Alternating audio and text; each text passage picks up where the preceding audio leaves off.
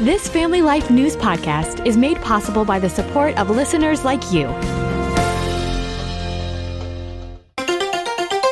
Next on the 5 o'clock report. Deport me, you can't. Let's go. Let's go. I hate the smell of hypocrisy in the morning. People are looking for alternatives to high fructose corn syrup and other artificial sugars. Now, let's go to the newsroom. Good afternoon and welcome to the broadcast. I'm Family Life News anchor Sarah Harnish. Whiplash weather is on the way. 20 degrees up, 20 degrees down twice in the next 7 days. Kevin has details in a few minutes. No deportation, at least not for now. That was the decision from a judge today on the case of Mahmoud Khalil, the alleged ringleader of pro-Palestinian protests on the campus of Columbia University. Hundreds stood outside the courtroom in support of him today.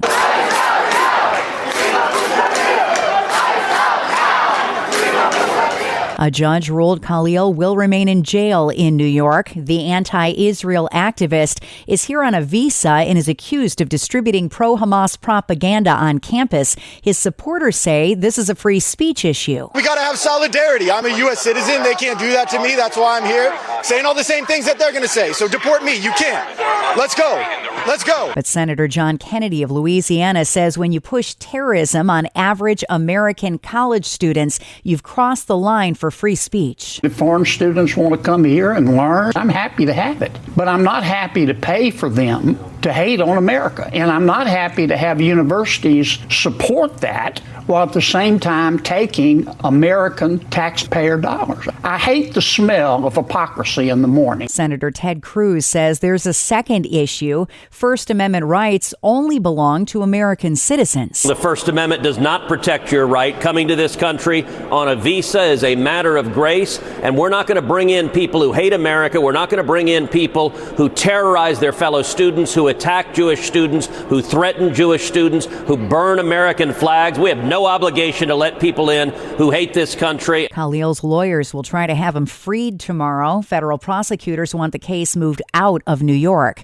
The European Union just dropped tariffs on $28 billion of American-made goods in response to our tariffs on steel and aluminum. We deeply regret this measure. Canada did the same, announcing counter tariffs on $20 billion of U.S. goods.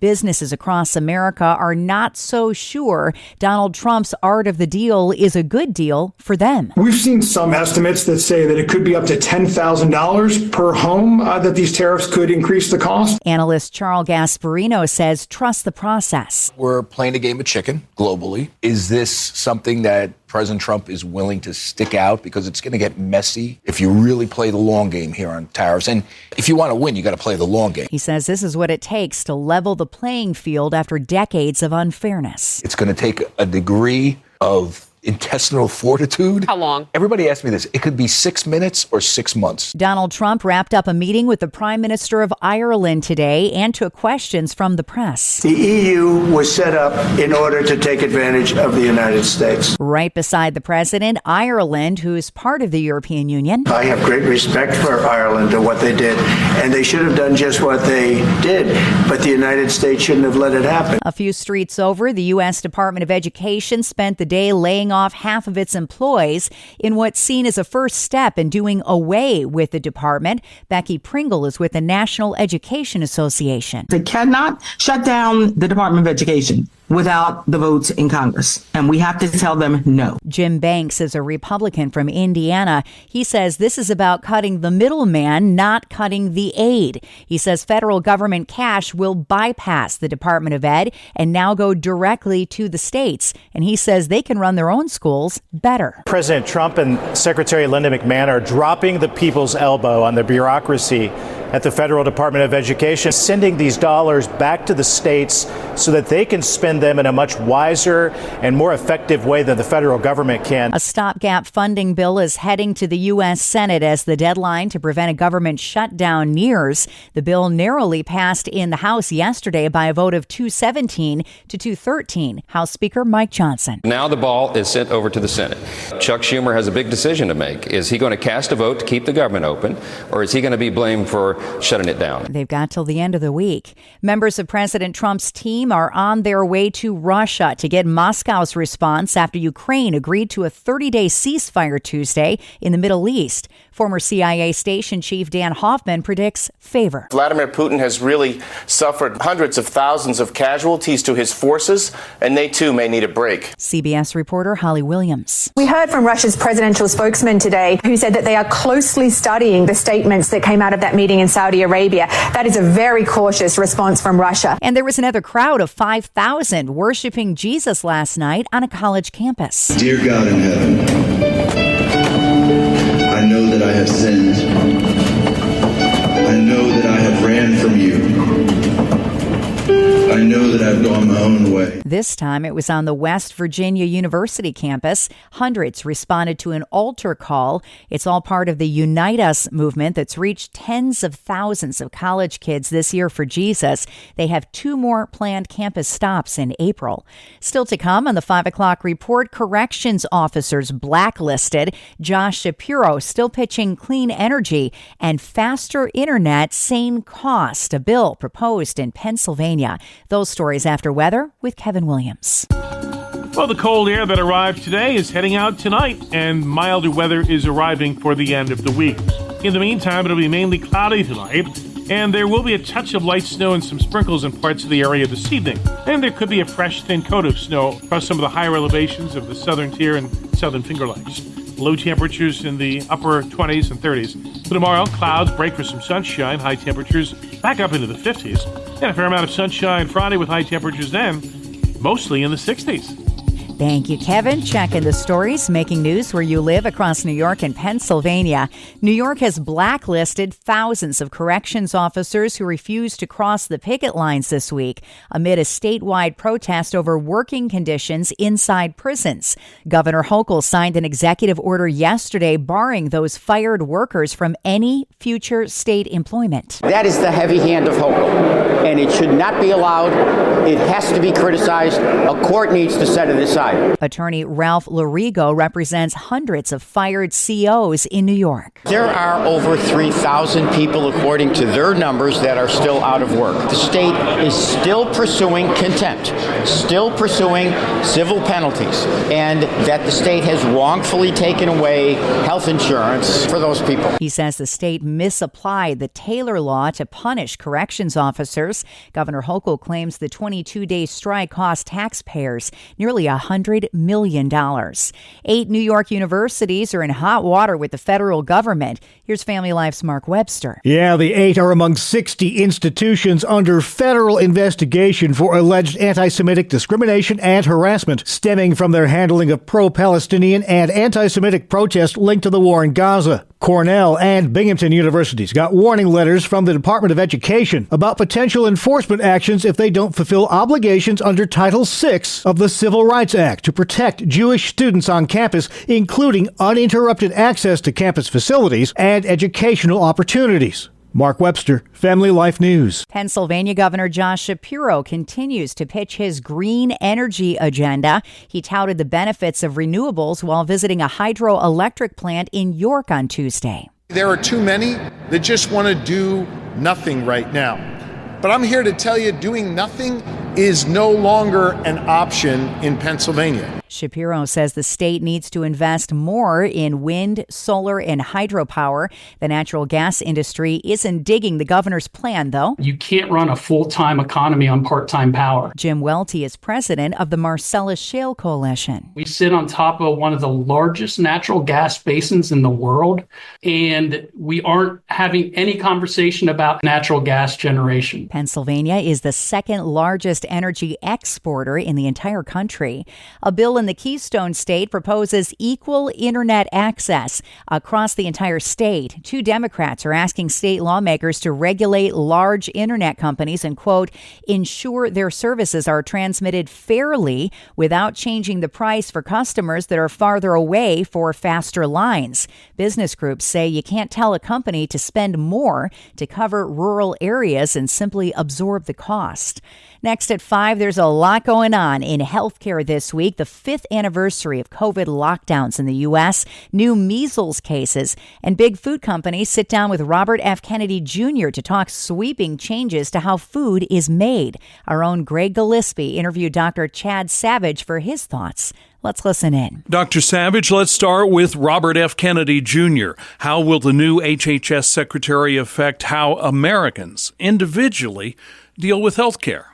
Well, RFK is sure going to change a lot of things. He's going to kind of change focus of where the government is looking to improve health. And some of the biggest areas that created contention and actually made his nomination somewhat sketchy, whether or not he would go through, are actually some of the things that I think actually make him the right man for the right time. He has been called by some people a vaccination skeptic. But I would actually argue that what you've seen since COVID is an absolute erosion in trust by the American populace to healthcare establishment. And we are seeing a vaccine hesitancy as physicians or reluctance of patients to get vaccines at levels we have never seen before. And this is because of how the COVID pandemic was handled, which I think was actually fairly poorly. So I don't think if they got another yes man in there, another kind of carbon copy of what we've had before, they would ever be able to reestablish trust. He will be able to, with a skeptical eye, look at all the data. If he comes out and says, you know what, we need to make some tweaks here, or, this over here is really good, and this other thing may be totally bad, what he's saying may actually help reestablish trust in a way, once again, a yes man never would be able to. The way that healthcare has changed, it is much more corporate, much more conglomerate. A lot of hospitals bought up by big corporations, even doctors' offices. It's a subsidiary of something that is huge and big. Well, in its fundamental nature, medicine is very much relationship-based. And we've lost that with the corporatization of medical care, where doctors are being pushed on one end to try to produce more and more and more, which just means more visits and more revenue. And we're losing the human aspect. And yet I would argue as a primary care physician myself, that that's one of the most fundamental aspects of the medical relationship is that trust and understanding between the doctor and the patient. We know that patients who understand that their doctor is working for them in their best interest are much more likely to adhere to their recommendations. That's Dr. Chad Savage of Samaritan Ministries. You can subscribe, listen to, and share this feature and all of Family Life's original podcasts at Apple Podcasts, Spotify, YouTube, or at familylife.org. Time next for tonight's market report brought to you by Faithward Advisors. Wall Street is closing with stocks mixed. At the final bell, the Dow Jones Industrial Average lost 82 points to 41,350. The S&P 500 gained 27 points to 55.99, and the Nasdaq rose by 212 points to 17,648. Faithward Advisors is a Christian financial planning firm online at faithwardadvisors.com. To err is human, but doing it over and over is the definition of insanity. Hi, I'm Rob West with your Faith and Finance Minute. To be good stewards, we all need to learn from our financial mistakes. Fortunately, God's Word is full of wise advice. One big mistake is spending more than you earn. It leads to debt or financial bondage. Proverbs 22:7 reads, "The rich rule over the poor, and the borrower is slave to the lender." Another mistake is letting your fixed expenses get out of hand, leaving no margin in your budget for saving. Another is impulse buying that instead of buying happiness, leaves you worse off. So like I said, we all make financial mistakes. And if you've made one, don't be discouraged. Just start working to fix it and learn from the experience. Manage your finances wisely with the easy-to-use FaithFi app. Download FaithFi, Faith and Finance from your app store, or learn more at faithfi.com. Coming up on the 5 o'clock report, there is no shortage of maple syrup this year. We'll tell you why from the farmers that produce it next. Well, the cold air that arrived today is heading out tonight, and milder weather is arriving for the end of the week. In the meantime, it'll be mainly cloudy tonight, and there will be a touch of light snow and some sprinkles in parts of the area this evening. And there could be a fresh, thin coat of snow across some of the higher elevations of the southern tier and southern Finger Lakes. Low temperatures in the upper 20s and 30s. For tomorrow, clouds break for some sunshine, high temperatures back up into the 50s. And a fair amount of sunshine Friday with high temperatures then, mostly in the 60s. Thank you, Kevin. Finally at 5, all the cold, warm weather is paying off for the maple industry in New York State. They're on track to have their best season in 6 years. The cold weather has been a bummer for everybody. Except for us. Yes, you guys are loving it. We're getting banner runs this year. New York State ranks second in the nation for maple syrup production. It puts out 846,000 gallons of syrup worth $1 billion a year. Patrick Allen runs Kreitz Farms in Cazenovia and spoke with WSTM. Maple syrup is getting more and more popular as a natural sugar. Exactly. People are looking for alternatives to high fructose corn syrup and other artificial sugars. So they expect a 6.5% increase in the U.S. maple market over the next year. New York's Maple Weekends run the next 2 weekends starting Saturday. Maple producers will open their sugar houses for tours, tastings, and demonstrations. And that's the world that we live in for Wednesday, the 12th of March. I'm Sarah Harnish, and this is the 5 o'clock report on Family Life. Thank you for listening to this Family Life News podcast. If you've been encouraged by what you've heard, please share it with others and click the subscribe button to automatically receive future episodes. Family Life is a listener-supported ministry. Podcasts like this are made possible by your financial partnership. Find out more at familylife.org.